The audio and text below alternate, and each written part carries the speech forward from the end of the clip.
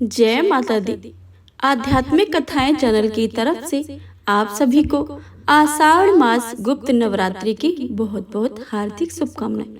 आप सभी के जीवन में माता रानी की कृपा सदा सर्वदा ही बनी रहे, इसी मंगल कामना के साथ हे प्रिय भक्तजनों, आज गुप्त नवरात्रि का तीसरा दिन है और तीसरे दिन माता त्रिपुर सुंदरी की पूजा की जाती है।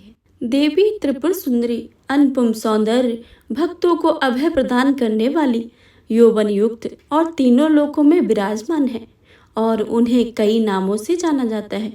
इन्हें राजराजेश्वरी, बाला, ललिता, मीनाक्षी, कामाक्षी, शताक्षी, कामेश्वरी कहा जाता है। अपनी सुंदरता और मोहकता से देवासुर संग्राम में असुरों को वश में कर लिया था। कहते हैं कि त्रिपुर सुंदरी की आराधना करने वाले भक्तों को लौकिक और परलौकिक शक्तियां प्राप्त हो जाती हैं। देवी पुराण में माता की बहुत सी शक्तियों के बारे में बताया गया है। ये सिर्फ तंत्र साधना के लिए ही नहीं बल्कि सुंदर रूप के लिए भी विख्यात जानी जाती हैं। आइए सुनते हैं माता त्रिपुर सुंदरी की पौराणिक एवं पावन व्रत कथा। देवी त्रिपुर सुंदरी शांत मुद्रा में लेटे हुए सदा शिव की नाभि से निर्गत कमल आसन पर विराजमान है। चतुर्भुजी भुजाओं से देवी के पास अंकुश, धनुष और बाण है। देवी के आसन को ब्रह्मा, विष्णु, शिव और यमराज अपने मस्तक पर धारण करते हैं।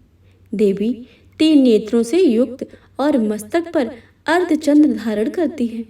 देवी त्रिपुर सुंदरी अपने भक्तों की हर प्रकार की मनोकामनाओं को पूरा करती है, उनकी हर विपत्ति को दूर करती है और उन्हें अभय प्रदान करती है। कहा जाता है कि देवी त्रिपुर सुंदरी की पूजा करने से आत्मिक बल और यश और कीर्ति की प्राप्ति होती है। पौराणिक कथाओं के अनुसार देवी त्रिपुर सुंदरी की उत्पत्ति का रहस्य सती वियोग के पश्चात भगवान शिव सर्वदा ध्यान मग्न रहा करते थे। उन्होंने अपने संपूर्ण कर्म का परित्याग कर दिया था, जिसके कारण तीनों लोकों के संचालन में व्याधि उत्पन्न हो रही थी। उधर तारकासुर ब्रह्मा जी से वर प्राप्त किया कि उसकी मृत्यु शिव के पुत्र द्वारा ही होगी। समस्त देवताओं ने भगवान शिव को ध्यान से जगाने के लिए कामदेव और उनकी पत्नी रति देवी को कैलाश भेजा। कामदेव ने कुसुम सर नामक मोहिनी बाण से भगवान शिव पर प्रहार किया। परिणाम स्वरूप शिव जी का ध्यान भंग हो गया। देखते ही देखते भगवान शिव के तीसरे नेत्र से उत्पन्न क्रोध अग्नि ने कामदेव को जलाकर भस्म कर दिया। कामदेव की पत्नी रति द्वारा अत्यंत दारुण विलाप करने पर भगवान शिव ने कामदेव को पुनः द्वापर युग में भगवान कृष्ण के पुत्र के रूप में जन्म धारण करने का वरदान दिया और वहां से अंतर ध्यान हो गए। सभी देवताओं और रति के जाने के पश्चात भगवान शिव के एक गण द्वारा कामदेव के भस्म से मूर्ति निर्मित की गई। उस निर्मित मूर्ति में एक पुरुष पैदा हुआ। उस पुरुष ने भगवान शिव की स्तुति करी। इसके भगवान शिव द्वारा उस पुरुष का नाम भांड रखा गया। शिव के क्रोध से उत्पन्न होने के कारण भांड तमोगुण संपन्न था और वह धीरे धीरे तीनों लोगों पर भयंकर उत्पात मचाने लगा। देवराज इंद्र के राज्य के समान ही भांडासुर ने स्वर्ग पर राज्य का निर्माण किया तथा राज्य करने लगा। भंडासुर ने स्वर्ग लोक पर आक्रमण किया। देवराज इंद्र और स्वर्ग राजाओं का राज्य चारों ओर से घेर लिया। भयभीत इंद्र नारद मुनि के शरण में आए और इस समस्या के निवारण का उपाय पूछा। देवर्षि नारद ने आद्य शक्ति की यथाविधि अपने रक्त तथा मांस से आराधना करने का परामर्श दिया।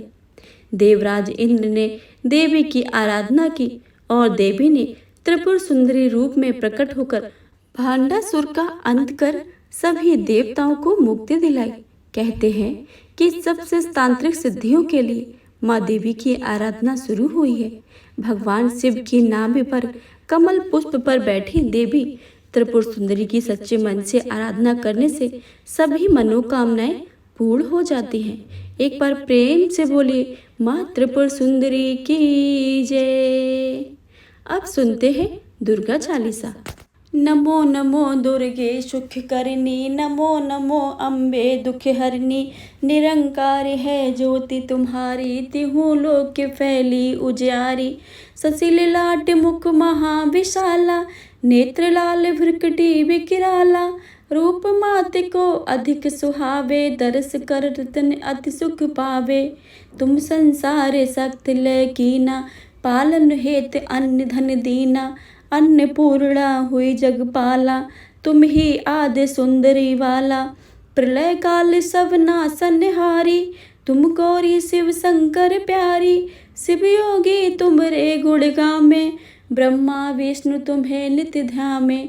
रूप सरस्वती को तुम धारा, दे सुभद्र ऋषि मुनि ने उबारा।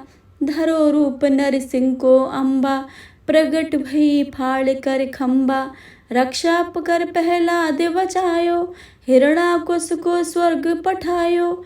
लक्ष्मी रूप धरो जग माही, श्री नारायण अंग समाही।